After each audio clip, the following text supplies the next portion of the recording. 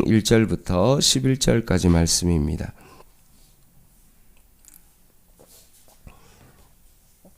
야고보서 1장 1절부터 11절까지 말씀 한 절씩 교독하겠습니다. 하나님과 주 예수 그리스도의 종 야고보는 흩어져 있는 12지파에게 문안하노라.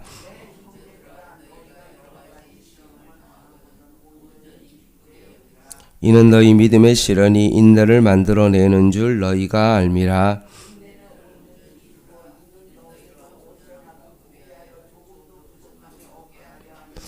너희 중에 누구든지 지혜가 부족하거든 모든 사람에게 후히 주시고 꾸짖지 아니하시는 하나님께 구하라. 그리하면 주시리라.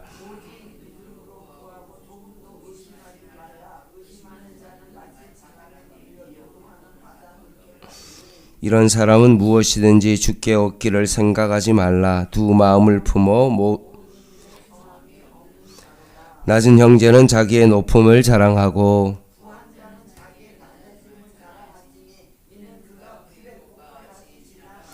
해가 돋고 같이 읽겠습니다. 해가 돋고 뜨거운 바람이 불어 풀을 말리면 꽃이 떨어져 그 모양의 아름다움이 없어지나니 부한 자도 그 행하는 일에 이와 같이 세잔하리라.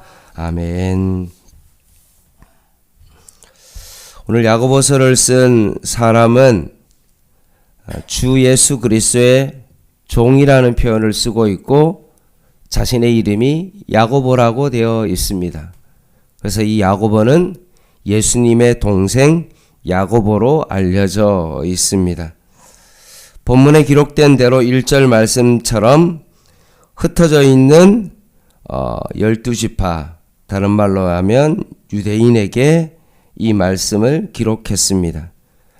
사울의 핍박과 스데반의 환난으로 인해서 결국 순교로 인해서 예루살렘에서 쫓겨난 각지에 흩어진 유대인들에게 이 편지를 썼습니다. 따라서 이 편지의 수신자가 흩어져 있는 12지파 유대인이라면 똑같이 예수 그리스도를 믿고 있는 모든 성도들에게 쓰여진 말씀이라는 것입니다.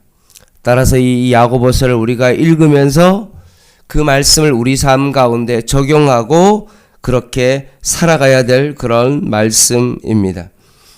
특별히 오늘 야고보서가 신약 성경 가운데 가장 일찍 기록되어 있습니다.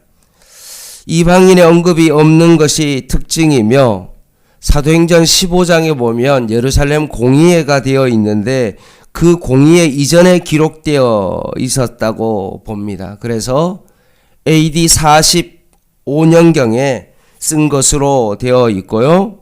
이 야고보가 예수님이 돌아가시기 전에는 안 믿다가 부활하시고 난 다음에 예수님을 믿게 되었죠. 그래서 고린도전서 15장 7절에 그 사실이 나오고요.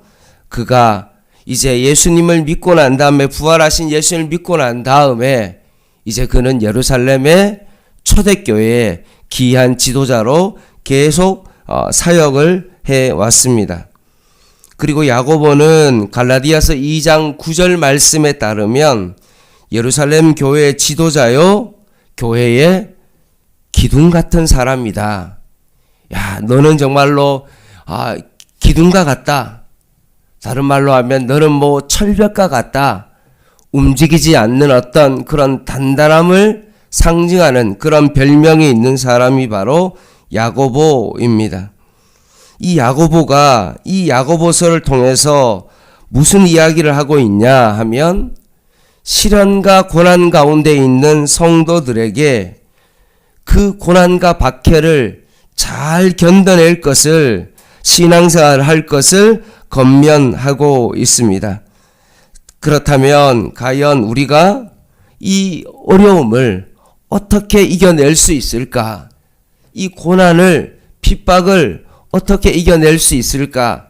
오늘 그 서론 부분에 해당되는 부분을 같이 한번 보도록 하겠습니다. 2절에서 4절 말씀을 보면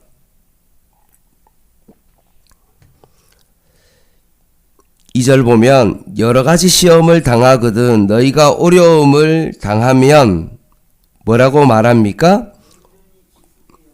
온전히 기쁘게 여기라. 그냥 기뻐하라 라는 것이 아니라 온전히 기쁘게 여기라고 말씀합니다. 보통 시험이 찾아오면 당연히 우리가 두려워하고 곤욕스럽죠. 예상치 못했던 질병이 찾아오거나 나에게 물질적인 어려움이 찾아오면 누구나 당황할 수밖에 없습니다. 누구나 처음 그 소식을 접하거나 갑자기 뭔가 이렇게 훅 들어와 버리면 염려와 두려움이 찾아오는 것은 당연한 것입니다. 그리고 이 염려와 두려움에서 그냥 멈추는 것이 아니라 과연 이 일이 어떻게 일어날 것에 대한 결과를 생각하니까 그때부터는 어떻습니까? 더 염려가 찾아옵니다.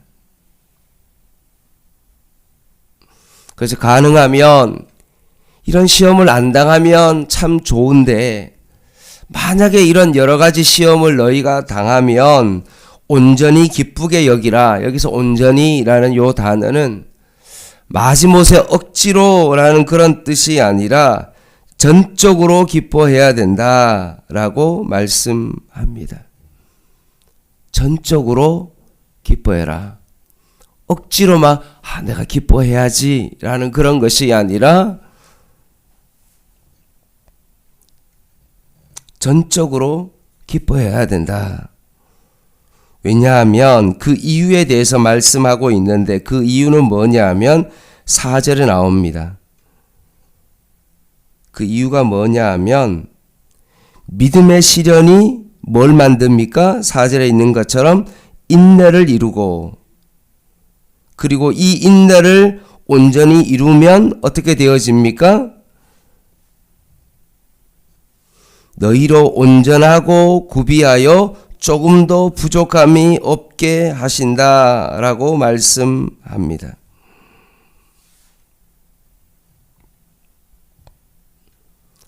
박해가 심할 때, 로마의 황제 박해가 너무나 심할 때 믿음을 지켰던 그 순교자들, 그리고 일제강점기 때 주기철 목사님이 정말 일사각오로 순교하셨을 때 어떤 일이 벌어졌습니까?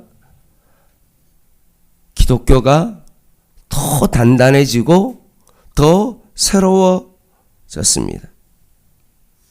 시험을 당할 때는 참 어렵고 힘들었는데 그것을 잘 이겨내니까 어떻게 되어졌습니까? 오히려 더 단단해졌죠.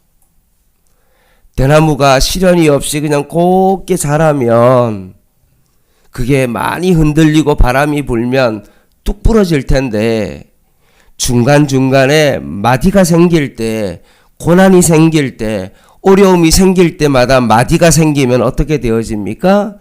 그 대나무가 단단해지는 것과 마찬가지로 어떤 시험을 당해도 잘 견디고 이겨낼 수 있는 것입니다.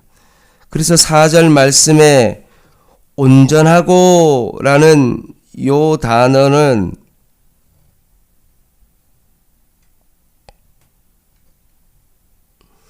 인격적인 완전한 성숙을 뜻하고 구비한다라는 요 단어는 결핍이 없는 완벽한 온전한이라는 뜻을 가지고 됩니다. 고난을 믿음으로 잘 인내하고 견뎌내면 어떤 일이 벌어지냐 하면 내 신앙에 있어서 인격적으로 온전하게 성숙할 수 있는 정말 좋은 기회가 된다라고 말씀합니다. 오늘날 우리들의 모습은 저를 포함해서 참으로 인내심이 부족합니다. 불편한 것을 잘 참지 못하죠. 내가 원하는 뜻대로 잘 이루어지지 않으면 마음이 되게 불안하고 불편합니다. 그리고 입술로 우리의 마음 가운데 불평합니다.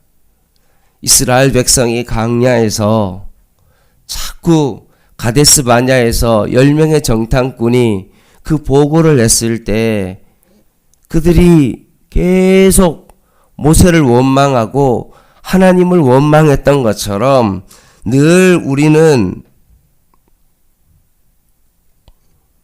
참지 못하고 결국 폭발해버립니다. 그래서 4절 말씀에 인내를 온전히 이루다라는 요 인내라는 단어는 어떤 뜻이냐 하면 어떤 상황에서는지 흔들림이 없이 머물러 있는 것을 뜻하기에 학고부동한 불변이라는 그런 의미를 가지고 있습니다.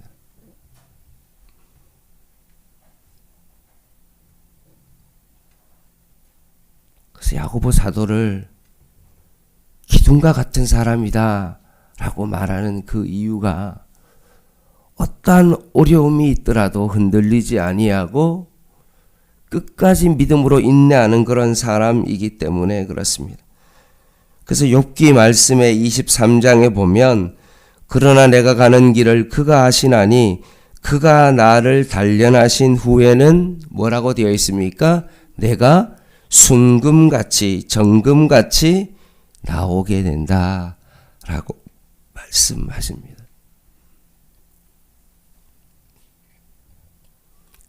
시험을 만날 때 내가 믿음으로 잘 인내하면 결국 내가 온전하고 잘 구비하여서 정말로 하나님이 쓰시기에 좋은 그릇으로 인격적인 성숙을 잘 이뤄낼 수 있다.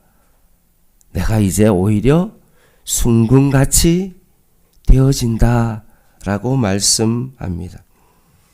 그러면 그 시험을 어떻게 이겨내고 온전하여 구비함이 없게 할 수 있느냐? 그 핵심은 어디에 있습니까? 5절에 있습니다. 뭘 해야 됩니까? 하나님께 지혜를 구하는 것입니다.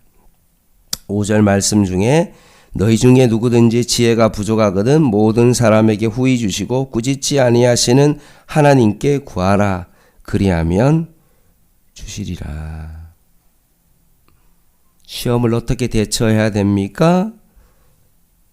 부족하거든 후히 주시고 꾸짖지 아니하시는 하나님께 구하라. 그러면 주실 것이다 라는 말씀입니다.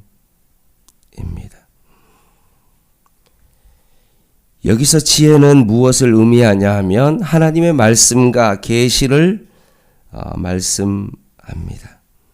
그리고 후히 주신다라는 것은 너그럽게 무조건 기꺼이 우리에게 주신다라고 말씀하시는 거고, 여기서 꾸짖지 않는다라는 것은 무엇을 의미하냐면 하나님께서 자신의 부족함을 알고 시험을 이기기 위해 지혜를 구하는 성도들에게 절대로 책망하지 않으시고 기쁘시게 여기시며 조건 없이 단순하게 주시는 분이심을 말씀하고 있습니다. 하나님의 자비로운 성품이죠. 그리고 그 지혜를 구할 때 어떻게 구해야 됩니까? 6절 오직 믿음으로 구하고 조금 더 의심하지 말고 의심하는 자는 마치 바람에 밀려 요동하는 바다 물결 같다라고 했던 것처럼 하나님께 지혜를 구할 때 조금 더 의심하지 말고 하나님께 구해야 된다. 그리고 8절 말씀에 있는 것처럼 두 마음을 품지 말고 오직 믿음으로 구해야 된다. 여기서 두 마음은 어떤 마음입니까? 하나님과 세상을 오가면서 두 주인을 섬기는 사람으로 불안정한 변덕이 많은 그런 사람을 말하는데, 어디를 가야 되는지 몰라서 이렇게 할까? 저렇게 할까? 이게 이렇게 될까? 저렇게 될까? 자꾸 마음이 막 풍랑이 일어서 파도가 치는 것처럼 갈피를 잡지 못하고 하나님 앞에 구하면 안 된다는 그런 말씀입니다. 그렇게 구하면 어떻게 되어집니까? 기도에 응답이 없습니다. 오직 믿음으로 구하면 하나님께서 응답해 주신다고 약속하셨기 때문에 하나님은 그 약속을 반드시 지키시기 때문에 조금 더 의심하지 말고 하나님을 전적으로 신뢰하면서 구해야 된다. 그리고 기도할 때 모든 시련을 이길 신령한 지혜를 하나님께로부터 받으며 결국 그 지혜로운 그 하나님의 말씀의 그 계시로 인하여 잘 견뎌낼 것이고 최후에 승리할 수 있다. 이것이 바로 시험을 이길 수 있는 유일한 길이다 라는 말씀입니다. 그리고 세 번째 부분은 이제 9절부터 우리가 11절 말씀인데 어떤 뜻이냐 하면 높아지거나 낮아졌을 때 지녀야 할 그리스도인의 거룩한 겸손의 성격을 말씀하고 있습니다. 시험을 당하여 고난당하고 있다. 정말로 내가 9절 말씀에 있는 것처럼 낮은 상황 가운데 처해 있다. 그러면 낮은 형제는 자기의 높음을 자랑하라고 말합니다. 과연 이게 무슨 말일까? 여기서 낮은 형제는 땅 위에서 멀지 않은 자라는 그런 뜻을 가지고 있거든요. 그러면 낮은 인생은 밑바닥 인생이죠. 경제적인 어떤 가난뿐만 아니라 배울 것도 없고 내세울 것도 없는 지위나 직업도 없는 당시 종이나 노예와 같은 어떤 그런 수준의 사람인데 생각해 보십시오. 그 낮은 형제가 종과 같은 그 낮은 형제가 뭘 자랑한다고요? 자기의 높음을 자랑한다는 겁니다. 그럼 여기서 자기의 높음은 무엇을 의미합니까? 영원한 생명을 얻은 하나님의 자녀의 신분을 얻었다는 것을 자랑하는 거죠. 천사도 흠모하는 복음의 진리로 거듭난 성도라는 그런 사실을 자랑하는 거죠. 내 영혼의 깊은 곳에서 내 배에서 생수의 강이 넘쳐나는 그 모든 것들을 자랑하는 것입니다. 그러면 반대로 부한 자는 어떤 사람입니까? 눈에 보이는 세상의 것으로 자랑하는 것은 어떤 겁니까? 어리석고 불쌍한 일이죠. 세상의 부요함이라는 것은 하나님이 주셨다가도 언젠가는 사라져버릴지 모르는 것이기 때문에 그렇습니다. 따라서 이 세상의 부요함은 우리가 절대적으로 의지할 수 없는 거죠. 그것은 바로 우상 숭배가 되는 것입니다. 그러니 너희가 부한 자는 그런 헛된 재물에 의존하지 않고 오히려 자기의 낮아짐을 자랑하라고 권면하는 것은 하나님 앞에서 겸손해라 라는 말씀입니다.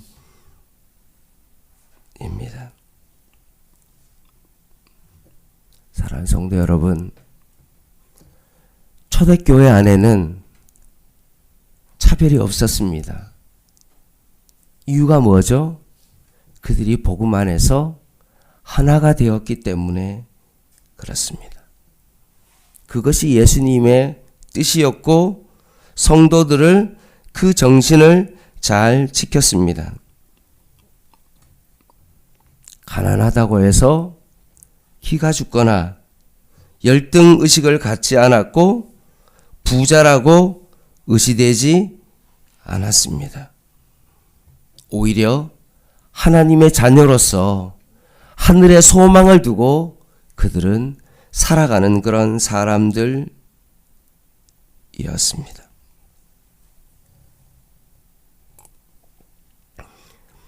말씀을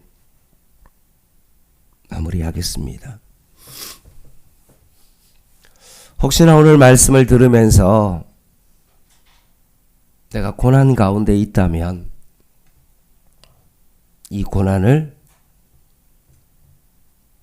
억지로 견디지 마시고 오히려 온전히 그것을 기쁘게 여기십시오. 오히려 그것을 통해서 여러분의 이 고난을 통해서 여러분을 더 인격적으로 성숙시켜 나아갈 것입니다. 그리고 고난 당할 때 힘들 때마다 하나님께 지혜를 구하고 후히 주시고 꾸짖지 아니하시는 그 하나님 앞에 더욱더 기도하시고 후히 주시고 꾸짖지 아니하시는 내 부족함에 대해서 뭐라고 말씀하지 아니하시는 그 예수님의 그 은혜를 누리십시오. 가늠하다 잡혀온 그 여인을 향하여 너를 정죄하는 사람이 어디 있냐? 그 여인에게 물었을 때 아무도 없습니다 라고 대답할 때 나도 너를 정죄하지 않겠다 라고 말씀하시면서 다시는 죄를 짓지 말라 라고 예수님이 말씀했던 것처럼 주님은 우리의 부족함에 대해서 절대로 꾸짖지 아니하십니다.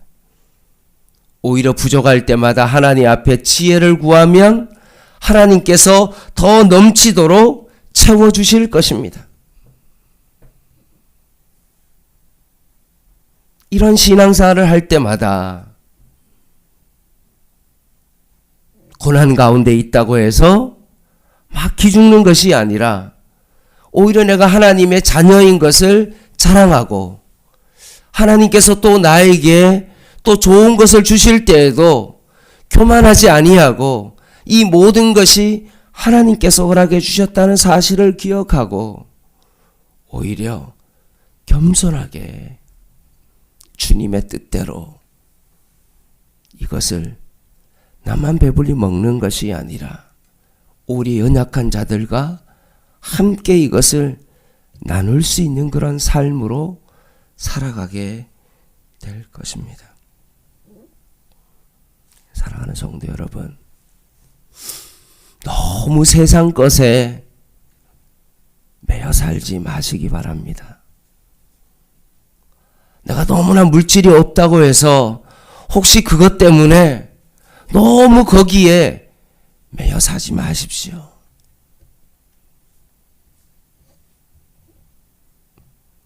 여러분 꼭 기억하셔야 됩니다. 우상 숭배가 예를 들어서 내가 돈에 너무나 집착하고 세상 것에 너무나 매여 있다면 그것이 우상 숭배라면 반대도 내가 너무나 가난하다고 해서 너무나 열등감으로 살아가고 막 기죽어 있고 막 그것 때문에 힘들어 한다는 것은 무엇을 의미합니까? 저는 극에 있는 그런 마음도 자세히 보면 우리들의 삶 가운데 있는 우상 숭배와 같다는 것입니다. 물질이 없기 때문에 내가 가난하기 때문에 우상 숭배를 하지 않는 것이 아니라 물질에 매여 사는 것이 아니라 내가 물질이 너무나 없기 때문에 오히려 물질을 사모하고 물질에 매여 있어 살아가는 것이기 때문에 그렇습니다.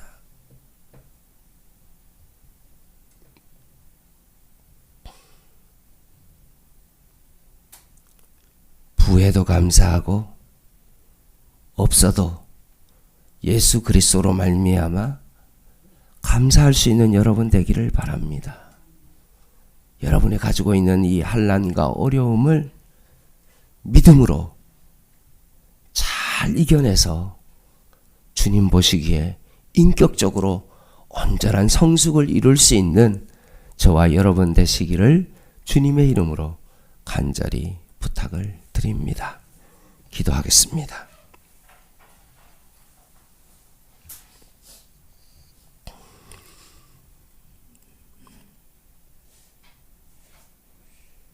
하나님, 나에게 갑자기 불어닥친 그 고난이 순간적으로 내 마음속에 두려움으로 찾아오지만 다시 주님 앞에 기도하고 지혜를 주시고 후히 꾸짖지 아니하시는 풍요로우신 그 하나님 앞에 기도할 때 이 고난을 기쁘게 여길 수 있는 저희들 되게 하여 주시고 이것을 이길 수 있는 신령한 지혜를 믿음으로 간구하오니 하나님 이것을 통해서 신앙의 온전한 성숙을 이룰 수 있는 저희들 되게 하여 주시옵소서. 혹시나 오늘 개인적인 기도 제목을 가지고 주님 앞에 고난 가운데 기도한다면 하나님께서 그 모든 것을 아시고 후히 주시고 꾸짖지 아니하시는 그 하나님께서 모든 것들을 채워주시고 주셨다고 가졌다고 교만하지 않게 하시고 날마다 주님 앞에 감사하며 살아가는 저희들 되게 하여 주시옵소서. 예수님의 이름으로 간절히 기도드립니다. 아멘. 간구하겠습니다. 오늘 7시 반에 수요 예배 있고요. 구정 명절 가운데 새벽 기도에 금요일과 월요일 이틀입니다. 금요일 그리고 지난 월요일 이틀 동안은 빨간 날에는 새벽 기도가 없습니다. 개인적으로 기도하시기 바랍니다. 기도하겠습니다.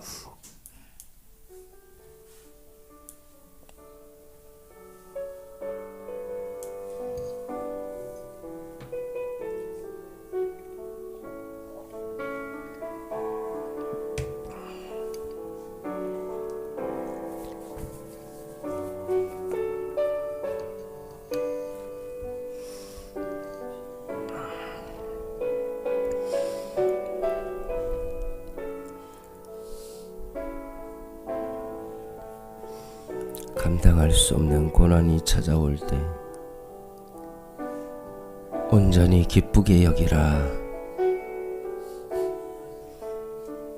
쉽지 않은 말씀이지만 내 힘으로는 그것을 감당할 수 없고 오직 예수 그리스도로 말미암아 내가 이것을 능히 이길 줄 믿고 간구하게 하여 주시옵소서.